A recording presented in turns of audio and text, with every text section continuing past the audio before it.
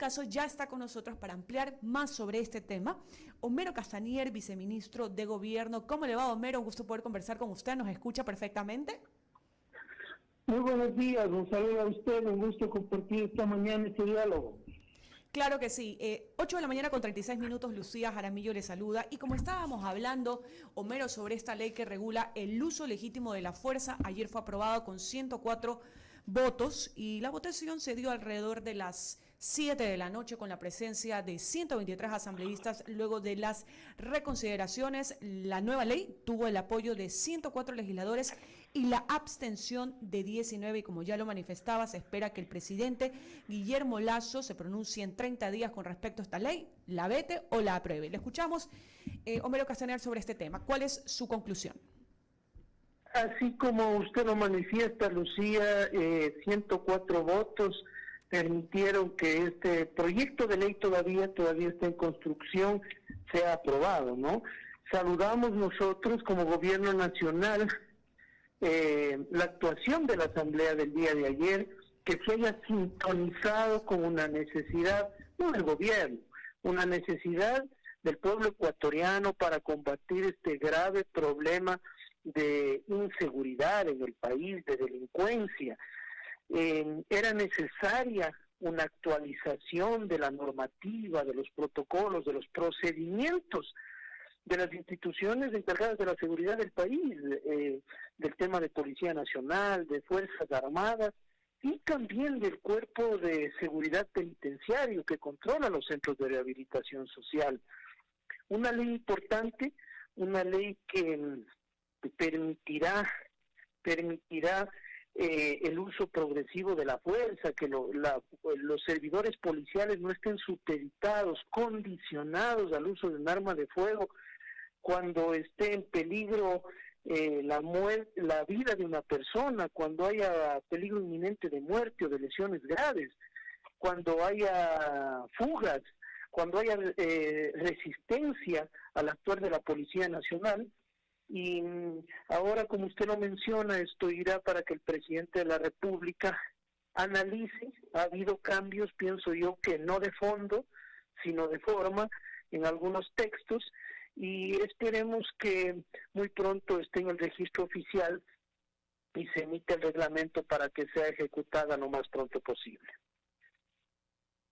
Castañer, con este encuentro de seguridad que mantuvo el presidente de la República con los alcaldes, con los prefectos y gobernadores por tema de seguridad, y es que después de 2 horas y media de reunión, pues el gobierno ha inclusive anunciado la compra de equipos para intentar frenar esta ola delictiva y anticipó nuevas citas. Pero sin embargo, Homero, yo creo que ya la gente quiere resultados, ya la gente quiere un plan de acción.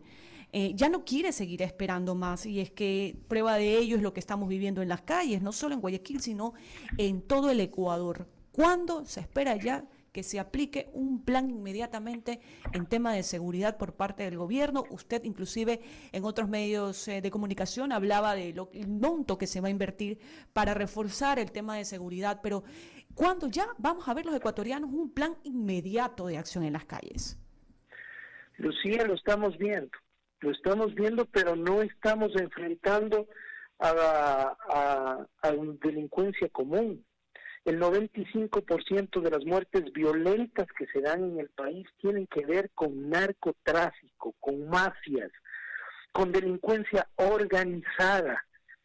Mire, existe varios ámbitos, varias aristas en este tema, no solo la responsabilidad del gobierno, como usted lo menciona, como ente rector de la seguridad, sino quiénes más, por ejemplo, que los alcaldes, los prefectos en territorio, los que tienen el control del espacio público, los que activan las corporaciones, los consejos de seguridad en cada uno de los territorios para articular un trabajo conjunto, no solo de reacción, Lucía, frente a estos temas delincuenciales, sino también de prevención porque el narcotráfico va ligado con microtráfico, con pandillas, con uso de armas, con un movimiento económico ilícito para captar gente que permita que el tráfico de drogas funcione en el país. Mire, entre el 2021 y el 2022 se han incautado más de 300 toneladas de droga, algo nunca antes visto en la historia. Y por eso el gobierno nacional ha aplicado este plan de que tiene temas que no pueden ser hechos públicos, incluso la reunión con alcaldes, prefectos y gobernadores y funcionarios de gobierno fue a puertas cerradas, porque hay estrategias que tienen que ver incluso con la inteligencia de la Policía Nacional, de las Fuerzas Armadas, pero se va a invertir 1.200 millones de dólares, 1.200 millones de dólares para que la Policía Nacional tenga vehículos adecuados, armamento adecuado, la logística, inteligencia. Se van a incorporar 30,000 nuevos policías a las calles del país. Les comento que, por ejemplo, en gobiernos anteriores, al máximo que se ha llegado fue entre 15 a 17,000 policías en 4 años. Ahora se piensa duplicar esa cantidad para no tener ese déficit, ese faltante de policías en las calles. Pero repito, tiene que ir de la mano en un trabajo conjunto, porque esto es lo mismo que sucedió en la pandemia. Si no nos unimos todos los ecuatorianos, si no ponemos todo nuestro granito de arena, no vamos a ganar esta lucha contra la delincuencia y no vamos a permitir que el narcotráfico impere en el país. Minutos, estamos dialogando con Homero Casanier, viceministro de Gobierno. Sigue con más preguntas, Homero, mi compañero Ramiro Cepeda. Homero, ¿cómo le va? Ramiro Cepeda le saluda. Estamos claros que hay varios tipos de situaciones dentro de el estado crítico en la seguridad del país. Uno es el narcotráfico, otro es el lavado de dinero en forma de captaciones ilegales, otro es la delincuencia común, otro es el ajuste de cuentas, y cada uno de ellos tiene un tratamiento especial y diferente. El poner policías en las calles puede atender a unos 2 de estos estamentos, pero hay otro que se trabaja con una inteligencia muy particular y con unas decisiones muy puntuales. ¿A este último se está trabajando de esta manera? Así es, miren, una de las decisiones que tomó el presidente Guillermo Lasso es la división del Ministerio de Gobierno. El Ministerio de Gobierno, un ministerio muy grande que se encargaba de la gobernabilidad y de la seguridad. Ahora se creó el Ministerio del Interior, donde está el general Patricio Carrillo, un excelente ministro, una persona conocedora del tema que usted menciona, de inteligencia, excomandante de la Policía Nacional, y las acciones que se están tomando frente a estos temas, especialmente de delincuencia organizada, basan su trabajo en la inteligencia. Los golpes que se han dado, las incautaciones, los allanamientos, la desarticulación de bandas, justamente del trabajo de inteligencia. El poder identificar previamente qué es lo que se está planeando como ilícitos. Por eso se dan esos golpes. Eso es un trabajo, esos golpes a la delincuencia, eso es un trabajo previo, no es un trabajo reactivo, es un trabajo anterior.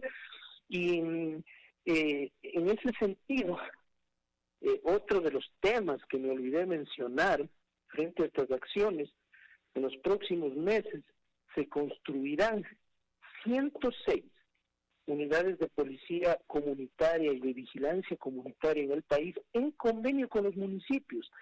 Los municipios de todo el país nos han dado terrenos al Ministerio de Gobierno para construir, equipar, tener la logística de unidades de policía comunitaria de primera, no esas unidades que vemos abandonadas y sin funcionar, sino unidades de primera, incluso con el equipamiento tecnológico y de prevención de cámaras para determinar y prevenir el delito. Yo quiero referirme a una declaración que hizo el canciller de la República y dijo que el resultado del viaje del presidente a Israel con el intercambio de información, de tecnología, de asesoramiento, iba a ser evidente a los 90 días. Yo quiero saber, porque a mí créame que no me llama la atención que la droga se incaute en una casa. Eso es facilito, eso es alguien que pasa un dato. Cuando la droga se incauta en frontera, cuando está entrando, ahí es el verdadero tema de que se da un golpe. Ya cuando llega aquí, simplemente la casa, 4 giles que la estaban custodiando, pero los verdaderos líderes del tema no saltan. Y el dinero sucio tampoco salta a sus tenedores.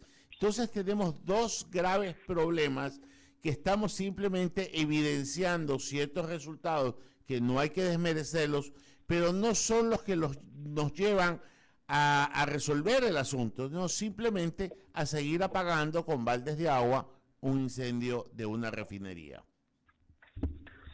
Bueno, efectivamente el Ecuador está ubicado geográficamente en una situación privilegiada por todo su contexto, por todo el contexto. Recordemos que los vecinos del norte y del sur tienen problemas de producción, no solo de tráfico, de tránsito, sino de producción de drogas. Tenemos nosotros conexión, acceso de puertos, de aeropuertos, las fronteras permeables, como usted lo menciona, pero yo le añadiría algo más que no lo hemos mencionado.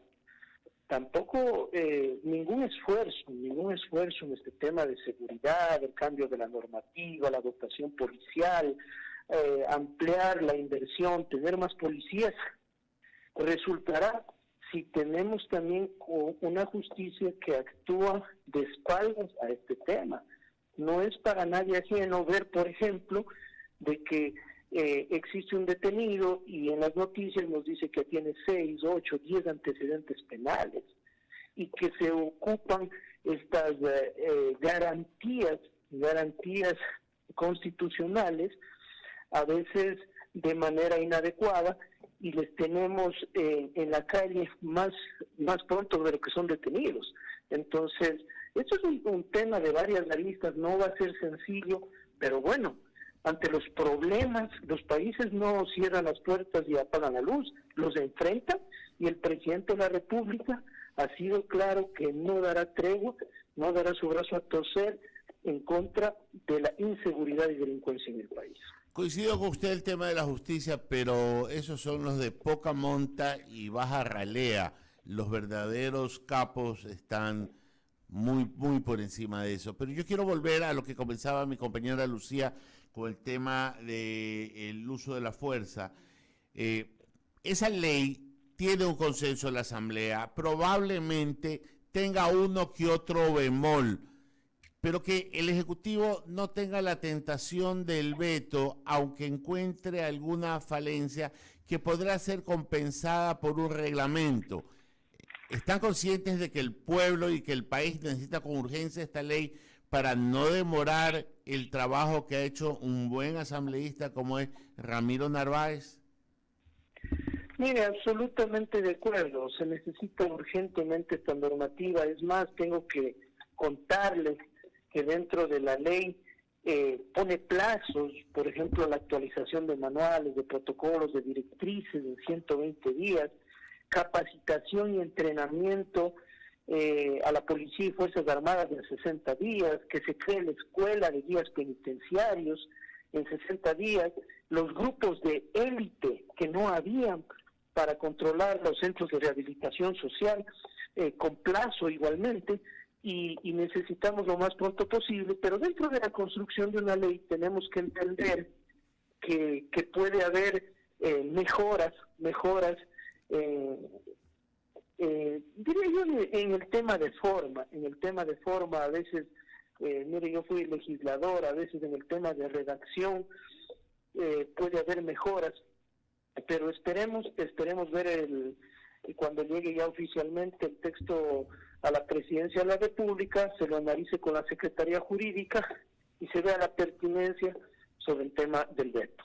Homero, permítame saludar a mi director, el abogado Eduardo Mendoza Paladines, que se encuentra en plataforma. Eduardo, buenos días, si me estás escuchando, y también a Jaime Velázquez. Eduardo, buen día. Buenos días, Lucía, buenos días, Ramiro, al subsecretario Jaime, buenos días a toda la audiencia, recuperándome un poco más de la garganta, pero aquí con ustedes, por favor, Jaime, sigue, yo concluyo con las preguntas al subsecretario y querido amigo. ¿Qué tal, Jaime? Buenos días, ¿cómo estás? Buenos días, Ramiro, y todos los compañeros, buenos días. Homero, ¿qué tal? ¿Cómo le va? Se aprobó justamente la ley y pues obviamente vamos a ir... Lucía tenía algún comentario adicional, por favor, Lucía. Claro que sí, Homero, y es que justamente habíamos escuchado al ministro de Gobierno, Francisco Jiménez, que apenas llegue el presidente Guillermo Lasso, retorne de su viaje a los Estados Unidos, recordemos que él se fue por la Cumbre de las Américas, empezarán los diálogos en lo interno para materializar la propuesta que tuvo sobre el debate varias ocasiones sin éxito. Esto quiere decir el tema de un debate, de una consulta en tema de seguridad. Ya es por tercera vez que el actual gobierno habla de este tema. ¿Se va a consultar a los ecuatorianos en consulta popular sobre temas de seguridad, Homero? Bueno, es una potestad del presidente de la República. Se ha venido trabajando ya en un borrador de distintas preguntas que tienen que ver con la institucionalidad del país, con el tema del empleo, con el tema de seguridad, con el tema económico. No existe todavía un texto final y decidido, y más aún, no existe todavía la decisión oficial del presidente de la República de ya formalizar este tema. Pero, repito, es una potestad del presidente y una relación directa con el pueblo de consultarle sobre temas que considere necesarios para llevar adelante el plan de desarrollo que planteó en campaña electoral y que quiere llevarlo a cabo ahora desde la Presidencia de la República. Yo no quisiera adelantarme sobre este tema, se ha venido trabajando, pero será el presidente quien al final del día tome la decisión sobre la consulta popular. Perfecto, 8 de la mañana con 53 minutos. Ahora sí, abogado Eduardo Mendoza. Sí. ¿Cómo está, mi querido Homero? A los tiempos que conversamos, qué gusto de saludarlo. No he tenido el gusto de verlo en algún tiempo, pero qué interesante que es hablar con el subsecretario del gobierno, sobre todo un subsecretario que tiene ya, perdón lo que voy a decir, pero tres ministros y se mantiene en el cargo, porque pues estuviste con César, luego con la ministra y actualmente con Francisco Jiménez. Esta estabilidad o este tiempo que tú has podido o en el que has podido estar en el puesto, un puesto de tanta coordinación, ¿qué te deja ver? ¿Qué te deja ver? ¿Qué tenemos que mejorar? ¿Qué tenemos que mejorar? ¿Y cómo podemos mejorar? Las cosas que tú creas que debemos mejorar y lo que se tiene que mejorar. Por favor, Homero Castañer, subsecretario de Gobierno, subviceministro de Gobierno. Gracias, Eduardo. Efectivamente, en un tema de ejercicio de gobernabilidad política se trabaja todos los días. En relaciones con sectores sociales, con gremios, con los diferentes actores que presentan necesidades, inquietudes, con los sectores políticos, con otras funciones del Estado, es decir, es una diaria relación, pero yo de lo que puedo rescatar, los ecuatorianos no somos tan diferentes. ¿Qué ecuatoriano puede estar en contra de generar empleo, de mejorar la seguridad ciudadana, la educación, la salud, de obras viales, de atención a personas vulnerables? Podemos llegar a consensos.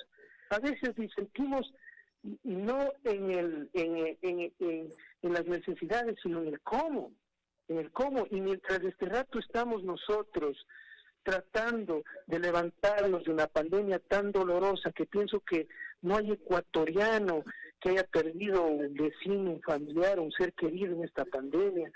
Hay una oposición destructiva que quiere deslegitimar al gobierno llamando a manifestaciones, a cierre de días, a paralizaciones.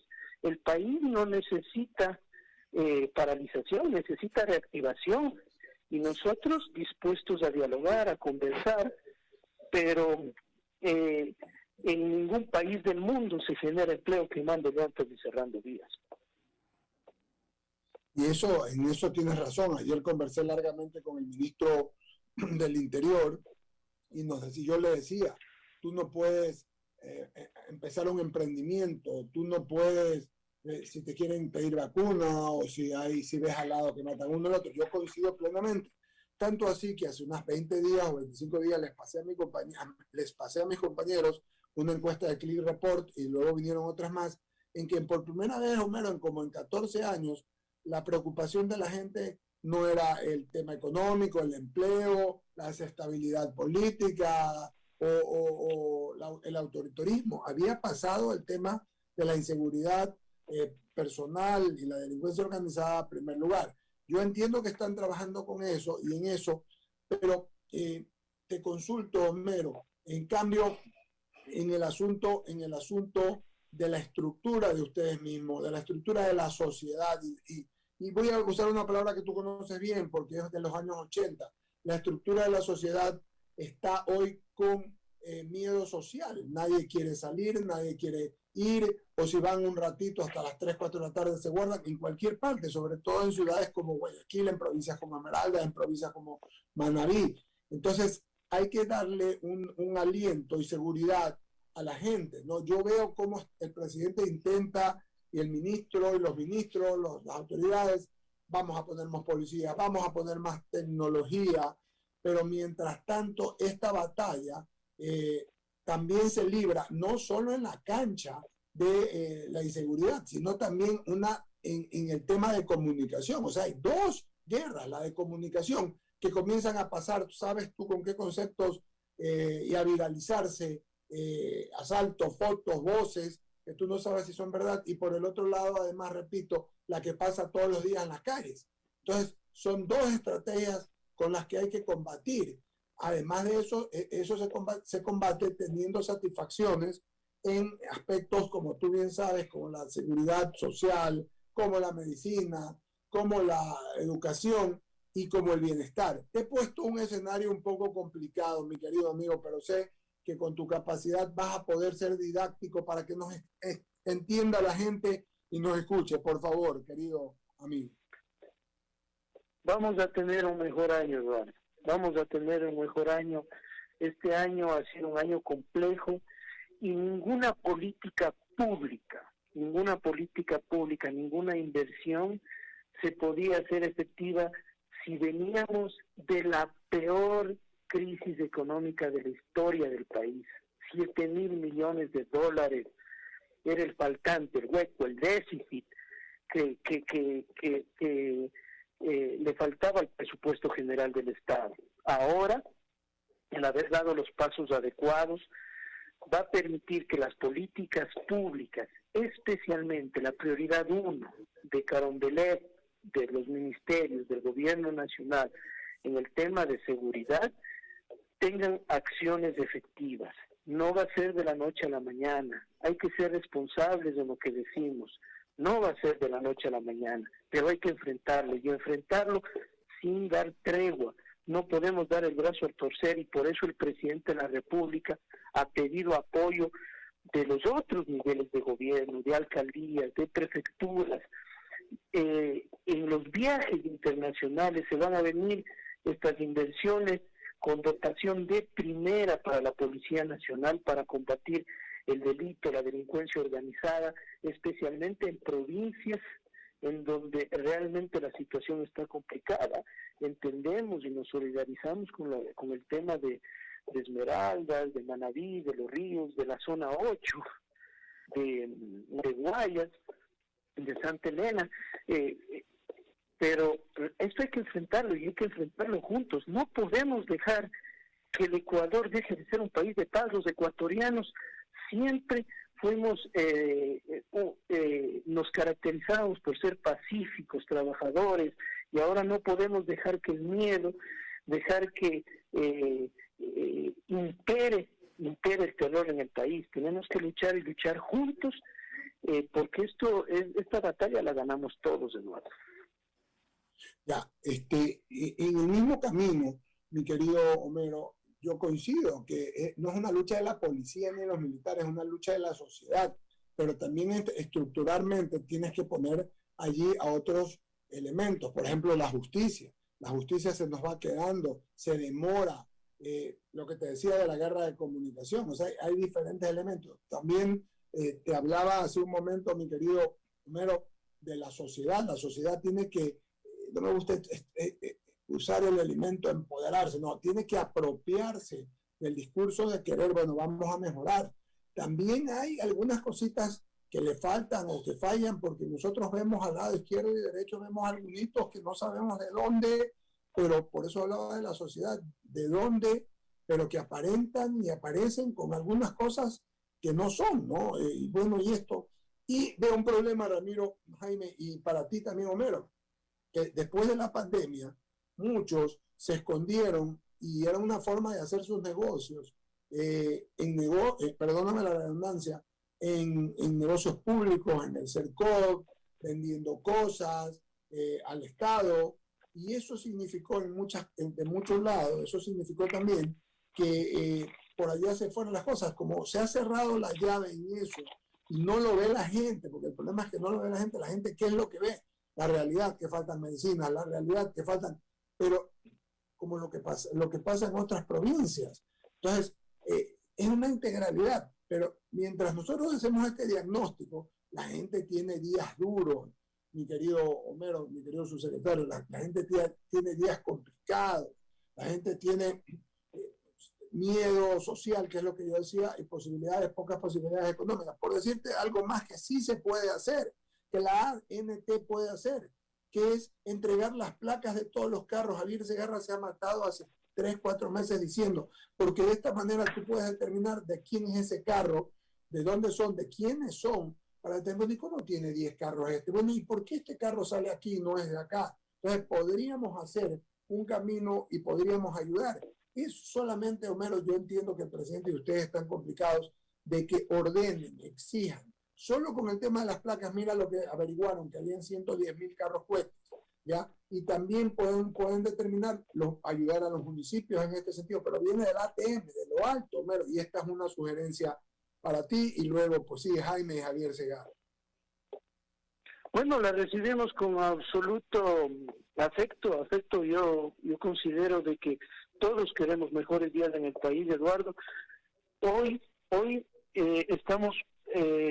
Mañana estamos convocados al directorio de la Agencia Nacional de Tránsito por delegación del ministro Francisco Jiménez. Yo estoy en ese directorio y se van a venir noticias importantes sobre el tema y acciones en el tema de movilidad y control de tránsito dirigido al tema de seguridad.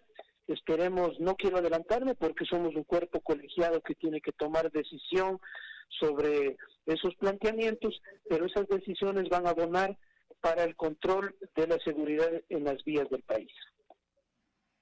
Javier Segarra, Jaime Velázquez, por favor. Gracias, Eduardo, y un saludo cordial a Javier y a Homero. Finalmente, realmente lo que estaba escuchando es que van a tomarse medidas en la movilidad, y me parece muy bien en el tema de seguridad. Alguna vez se planteó inclusive que aquellas personas que estaban como agentes de tránsito, armarlos con armas no letales para poder reaccionar y ser parte de la fuerza pública para justamente combatir la inseguridad. ¿Esto se está pensando, Homero? Cada una de las fuerzas de control de orden público, de tránsito, el tema también de prevención de los bomberos, por ejemplo, tiene sus competencias, y justamente hay otro tema que en nuestra ley de uso progresivo de la fuerza se habla del tema de la acción conjunta, de las diferentes fuerzas del orden. Es importante, por ejemplo, los municipios, por ejemplo, del país, algunos municipios que tienen la competencia del tránsito hacen el control de vidrios polarizados, del tema de vehículos sin placas, del tema de motocicletas irregulares.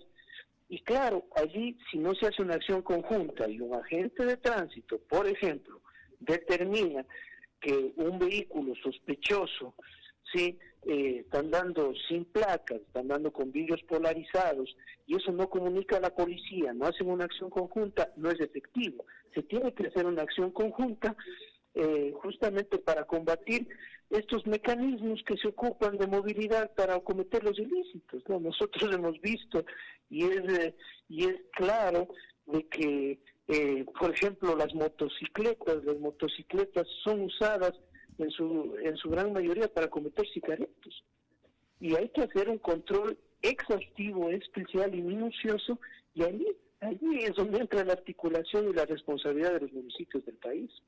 Correcto, Mero, sí, justamente, es que le planteo esto porque alguna vez, en algún momento en la vida, se dio que justamente se hablaba de este tema y hay una fuerza pública que está desarmada ante la delincuencia, y estos son los agentes de tránsito. Es decir, ellos al momento de que se dé no un accidente, sino una sospecha de alguien, va a perder tiempo en comunicar, o si no es un operativo en conjunto, pues obviamente van a tener problemas. Creo que es lo adecuado pensar en un momento dado que esta fuerza pública, tanto como los agentes de tránsito como los guardias privados, deberían unirse a esta fuerza global para hacer los operativos necesarios y que la ciudad esté resguardada. Es una consideración simplemente para que lo tenga en cuenta, Mero. Y le doy paso a Javier, que tiene más preguntas para usted. Adelante.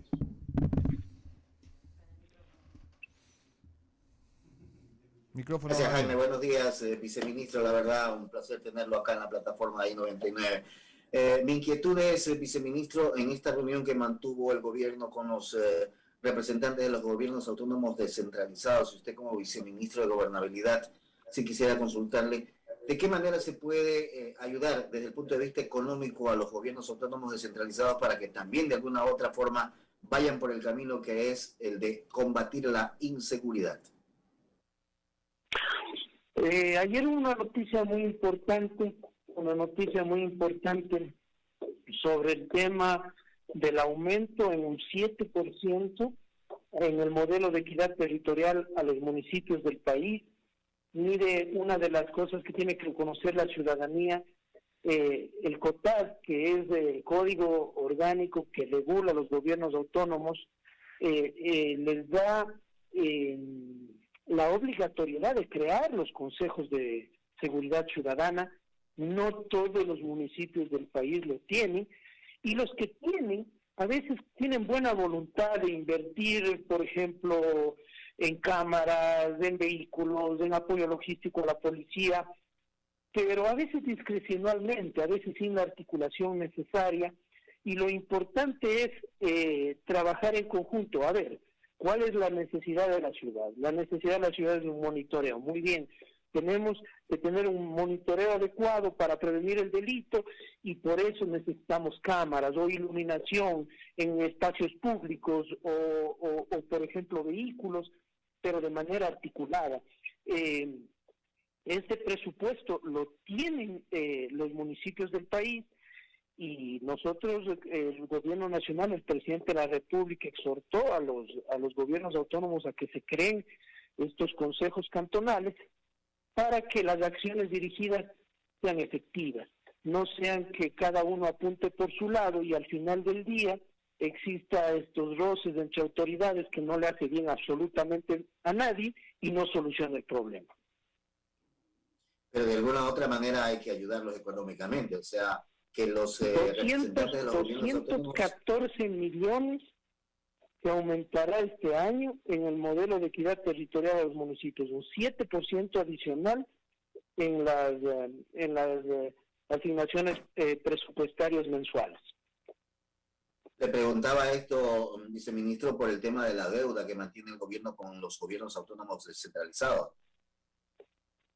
Mire, el gobierno nacional este momento está al día con los municipios. Si es que hay una deuda, es una deuda que se viene arrastrando, y es una deuda que tiene que ponerse al día, pero no ha sido una deuda adquirida por el gobierno. En las asignaciones mensuales, en el modelo de equidad territorial, está al día el Ministerio de Finanzas con todos los municipios del país. ¿Y esas deudas atrasadas cuándo se podrían superar?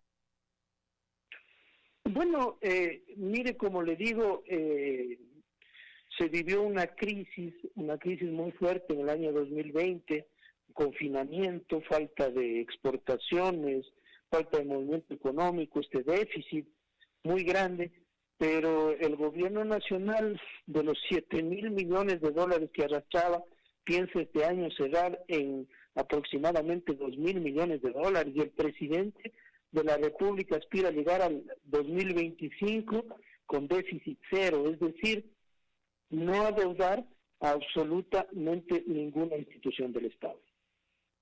Gracias, viceministro, de mi parte, Eduardo.